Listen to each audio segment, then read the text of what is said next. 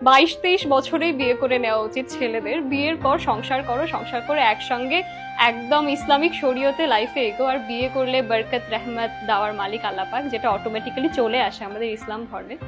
বিয়ে জলদি করা উচিত বিভিন্ন কারণে। আমরা যদি নর্মাল লাইফ বা এই জেনারেশন নিয়ে বলতে চাই, এই যে ছেলেরা যে অফিস করে, অফিস থেকে বাড়ি ফেরে, এরপর তাদের অবভিয়াসলি এরকম একটা পার্টনার বা এরকম একটা সঙ্গ দরকার হয় যারা একটু শরবত বানিয়ে আনবে বা চা বানিয়ে আনবে, বা তার ড্রেস চেঞ্জ করা, গোসল করা, নতুন ড্রেস আয়রন করে একদম বেডে রাখা, এই জিনিসগুলো, সুন্দর সুন্দর খাবার রান্না করে বসে থাকা, একসঙ্গে বসে মুভি দেখা, বা অফিসে কিভাবে সময় কাটলো, দিন কাটলো, সেগুলো শোনা।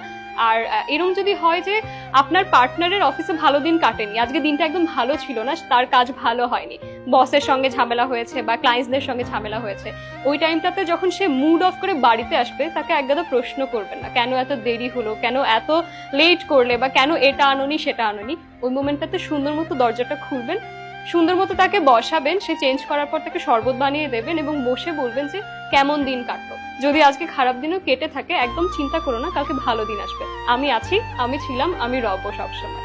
এই ধরনের একটা পার্টনার সব ছেলে চায়, সব ছেলে ড্রিম এসব।